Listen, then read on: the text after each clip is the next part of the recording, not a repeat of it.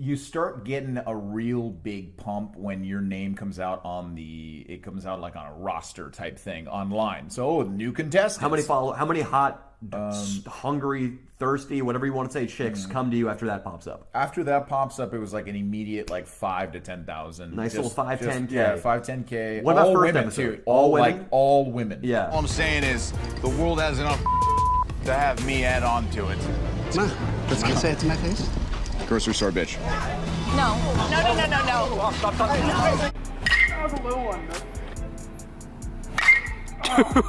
oh my god. I don't know about you, but the power of Christ is compelling me. It's filling me for sure. No doubt about that. Dude, is that scoreboard? Dude, he hit it over the scoreboard. Oh my god, dude. At least 400, dude. That was insane.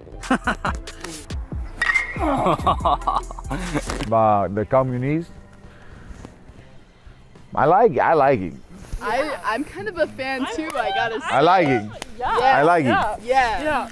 No, I sometimes I have to wait in the line for 3-4 hours. Bro, same with capitalism. Yeah. Black people getting on white people. Well, if you eat Orientals. You call them Orientals. See, you do have racial issues. What am I supposed to call them? You're supposed to call them Asiatics. No way. Asiatic, no, it's not that the word is Asian. Is it Asian X? Hey. Asian X, Hey, Asian X. Just go that way. We're gonna have to get rid of this tape. Welcome back to another special episode of Andrew Says. They're all special, aren't they? This was actually the second take. You're not seeing the first one. Today I have the man, the myth, the legend. He's not Jason Momoa. He's not, well, he was a Bachelor in Paradise. How are you, Leandro? I'm good, man. Thank you for using my God-given name, Leandro, because I go by Leo nowadays in order to simplify it. But yeah, I appreciate it. Well, I didn't want to jump right into a friendship sooner than I should, but thank you for allowing me to call you Leo, and I will, and now we're best friends. And that's what I'll tell you know what? Tell anybody you want, if you want a like a little FaceTime at an opportune time, where you're like, yeah, man, I thought my buddy Leo, we go way back. FaceTime me out of the blue, dude. I'll answer no matter where I am. I appreciate no that. Gotcha. I'll keep that in my pocket. For those of you who don't know who Leo is, I just sort of discovered you on Danny Mullen's channel, and then I had to go back and figure out if Leo was actually on The Bachelorette, because he'd say this, and I was like, that's not actually true, and I'm probably like 6 videos in or 5 videos in at this point, so I had to go back and check, and you indeed were, and I was like, I don't watch these shows, I don't like these shows, I don't know what to expect. I watched this video that's like a recap of you, and I was like, this is why he's on this channel now. I understand. I understand, because I saw a lot of what I think I would be like on that show. Not that I'm good looking enough to be on a Bachelorette show, Leo, but you were just telling it like it is, and I felt like that you weren't meant for that world, for better or for worse. And I wrote down there's too much honesty coming from Leo on that show. Is that the vibe you got? Were you wanting to go into a career of reality shows and bounce around on all these other shows like people do? Or how did that start? Well, they reached out to me on Instagram, and it was an opportunity that I thought that I couldn't pass up. Of course, the idea of, having that sort of fun, with such a large audience, I was excited. I was like, okay, sure. You know what? Why not? Let's try this out. But, there's a certain level I don't know what it is, but they know their formula. They know exactly what their viewers want to see. So it's just, I don't want to call it dishonest, but it's, if my friends were watching on there, they knew that I was kind of putting on a front a little bit and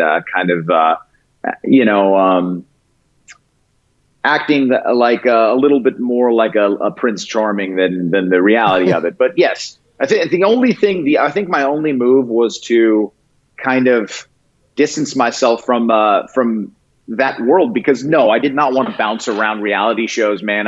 What changed my life was watching Borat when I was in high school, or actually I was in my first year of college, and I was like, somehow I want to do comedy out in the world like Borat. You know what I mean? That changed my life. So when I saw that, I always felt like I wanted to do that, and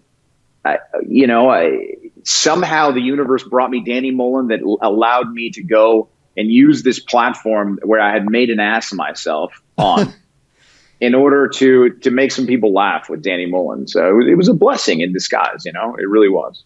I saw an interview of you on Entertainment Tonight, I think it was. What was that world really like? To me, I know I might not be able to survive in that. That's why I work for Rebel News. I need to be able to make fun of everything and to not be super serious and use terminology that people probably wouldn't approve of. What was that world like for you? Was it like difficult to be like, hey, this is Entertainment Tonight? Or did you just sort of see it as an opportunity to get yourself out there? Or was it just fun? How did you feel about being in that whole world? Yeah, that's a good question. Nobody's really asked, but ever. But you kind of start thinking like, okay, well, getting out there and having some eyes on you is probably the best thing you can do right now because you have all this attention. So you kind of know it's fleeting. So you're like, okay, let's go do this interview. Although, it's going to be it's honestly nerve-wracking because you have to try not to tiptoe around things, and you don't want to say anything too, you can't say anything that is going to alarm this like army of people that want to take you down. It's the craziest thing, man. I can't explain it, but it's basically a world where you are just it's an acting world, but nobody says you're acting, but really you're acting. That's what it is. Yeah, I get roped into having to watch some of these what are the UK ones where they're always on the beaches. Some of those I get roped into watching some of those, and I can't imagine having to just be on all the time and what these people are thinking in their real life as opposed to what they have to say. Like there's one where there's like some girl who's like 400 pounds and they all have to pretend that she's hot. And I won't say which one, but that's what I'm thinking when I'm watching. Like, how are they pretending like this? But there's also a video that you guys did where you go back to your old job. I think he got wasted at his old job. It's at Universal Studios, I think. When did that job come into your life as a bit of a stunt man? It was Waterworld, right? Correct. It was Waterworld. It's most people would say it's the best stunt show in the theme park universe that's ever been created. So it's basically a stunt show it's 3,500 people from 3 to 5 times a day watch that show at Universal Studios. And I just went out for an open call when I was like 28 years old. And I would say that was the beginning of things that changed it definitely changed my life.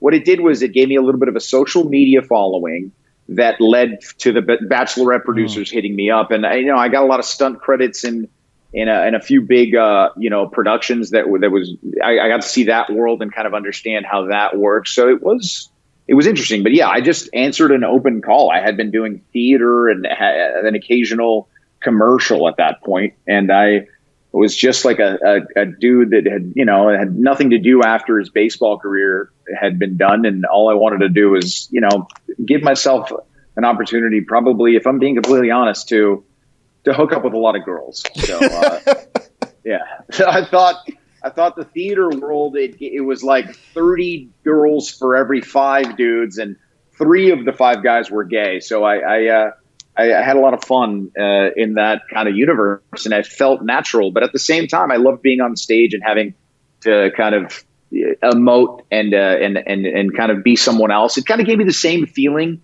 of playing a sport. Like when you're lost in the moment in the state of flow. Being on stage gave me that state of flow, and that's what I was chasing, pretty much. Yeah, I know I'm moving backwards here, but I want to talk with the baseball too. As a grade 12th grade MVP baseballer myself, it really rings true to me. Seeing you hit those dingers in softballs, and then the video where you guys dressed up as fake baseball players, and I want to get to that in a second, but let's just go over it here. You batted over 300 in your college career, I believe, based on what I could find. And I just want everyone to know that that doesn't get mentioned enough time. That over 300 career average is very good. On base was decent as well. I believe that was around 367, where we're going really in depth here. Some of the best videos you guys have or I think when you guys dress up as athletes and you pretend that you're professional athletes, there's the the minor league hockey team, the minor league baseball team. And I want to know, and I asked Danny this as well, I want to know why you think this works so well. And then I want to ask you where the fake Cuban accent comes into play and when you choose to do that and when you don't want to do that. Oh, man. When that accent came out, I remember thinking that it was high quality and confusing enough to be misconstrued as real, because it sounds so odd. See, a real Cuban or a real Dominican would immediately know that this accent's BS, because it's kind of between them. But it was birthed from watching baseball games, mostly the New York Yankees. I'm a big Yankee fan because my father's from New York. So I would watch the games and watch the interviews post game, and these Dominican guys were so classic because they were taught maybe 3 or 4 sentences to answer every single question. And they would do it in the accent, and I would crack up. You know what I mean? They would just say things like, the thing the pitcher threw the ball, and he saw the ball, he the ball. Are there any particular players you have in mind for that? Big Papi Ortiz was a big one. If you listen to Big Papi's accent, it's money, man. You can really fool around with that thing because he's also kind of animated with it. So I would say I liked Big Papi, but also Pedro Martinez back in the day had a really good one when he was on the Red Sox, and I was always watching him when he played against the Yankees and watch his interviews. And these guys, I kind of ripped the accent off that, and then it's just one day, Danny, right before the Evergreen State College video, we were in the parking lot, and what we usually start with, me and Danny like to have these costumes make us feel good because you can hide your character behind these costumes. So we were dressing up like idiots. Like I was wearing a pink vest and I put my hair like up in a ponytail. And all of a sudden Danny goes, "You should do your Dominican accent." Yeah, dude, that's a great idea. And then of course we went with Cuba because Cuba's communist, and it was going to appeal to the students at Evergreen State College. What makes you think? What do you think makes people believe you guys so much as these? They're professional athletes, but when you're a Dominican minor league hockey player in California, people are still believing it. Meanwhile, Danny can't even rollerblade; he's falling in the store. There's something about it that's so believable, isn't there? Yeah, I often do not understand why people don't know we're joking right off the bat. Like one of the best examples of that is that guy Bowen when we were on that the ship in Corpus Christi, Texas, on the Navy ship. I forget the name of it, of course, but the security came up to us and we blamed this guy Bowen on on what was going on the shenanigans, and they believed us. And me and Danny were dressed. I was dressed as Top Gun, and he was dressed as an Asian man. But I don't understand why or how people buy this. But I will say this: we always have this thing where we go like full commitment. Danny he's always about like full. We're just going to be these characters until we die. I'm like, yeah, fuck yeah. So we start really getting into character, and we kind of get lost in that world. And then it's a simple answer. I think it's the height. I think we're both over 6'3", and I think people are like these. I mean, I'm about 240 pounds, so it kind of gives the illusion that, he's a very big guy. He does look like a professional athlete. And then, of course, look, sometimes if there's a group of mothers to the left and a group of dudes that look like they go to football games or something, we're probably going to go over to the easier target to get some footage from time to time. So sometimes we're fooling the individual sometimes too. There's a lot of jiu-jitsu and wrestling involved in the channels. Has there ever been any discussion of let's get Leo to start wrestling people? You know what? Besides Nico, no. I do have to take down that little bastard from time to time. Nico is our cameraman who's had some of the most comedic bits on in the channel's history. And every now and then, me and him will get down, and I have to choke him out. But other than that, Danny, me and Danny have never gone against each other on video. but he did choke me out in Vegas one time when we were hammered in a hotel room just for fun. And he, it's his thing, you know what I mean? So like I try to put him in scenarios where he gets to do it, but yeah, I would. But I would say, no, man. I hope he never makes me wrestle anybody out there, because all it's going to do, I'm just going to pull a muscle, man. I'm going to have to just use my weight and just size and strength, and it's not going to be pretty, and it's going to end in. I had to choke out Inland Iggy one time. But other than that, no. I've had to face these tiny little guys, and Nico and Iggy. That's all I've ever had to do. The cast of characters on the channel is so wild, and I explain them to people when I show the videos, and they're just like, "What? That guy? So that guy's Native American." But he also made it with Andy Dick in one of the channels. And there's just so many different things. And then I think cameraman Nico is one of the most entertaining cameramen I've ever seen on a channel. You expect him to be stupid, but he's actually quite smart. You expect him to be a little bit more timid, but he gets very drunk and out there. It's a very eclectic cast of characters. And I want to get from your perspective, what exactly do you see as the goal of when you guys go out there? Is it just, okay, we want to go out there and make people laugh? Is it, do we want to have some sort of lesson? Do we want to just get kicked out of this place? What do you see as the set goal when you guys go out and do these videos? Hey man, that's a good. I like the inquisitive angle you're coming with these questions. I'm a fan. This is a great question. I love that, man. You exactly, like when I talk to fans, they are the ones that ask the good questions, and this is exactly what I say every time. It's Danny has an outline. He's the mastermind of the overall video, and then of course there's absolute improv gold that happens within that. But there is a starting point and there is an end goal. So for example, that's a good example. We usually have an idea where he wants these characters to go and what we're going to do in the video, because we're not like, he's also responsible for blowouts, but sometimes the blowouts just happen because of just simple interactions. You know what I mean? So we're not necessarily looking for blowouts as much as we used to. I know it used to be something that would get us a lot of views, but now it's more like if we do something that's quality comedic, like improv, and it upsets someone, that's the kind of blowout that we want. We don't want to have like just regular, oh, we're screaming inside this store, so kick us out kind of thing. You know, so but yeah, so now it's more of there is a story. Danny often will go over the characters with me on the plane rides or when we're traveling, and kind of figure out what each problem maybe my character is going to have and what his is going to have. You know, in an upcoming video, for example, he told me that I may be pregnant in an upcoming video. So, you know, that's going to be something to deal with and something I need to commit to in order to, you know, bring some reality to it. You know,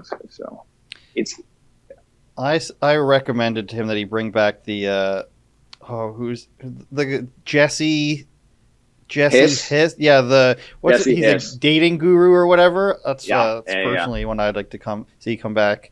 Oh yeah, that's a great character. He will make a return, I'm sure. Okay, I'm glad. In terms of your own stuff, you were banned from YouTube, am I correct? Or you had your channel deleted? What's the story behind that? I had my channel deleted for, I guess, for an egregious nudity offense, which I just.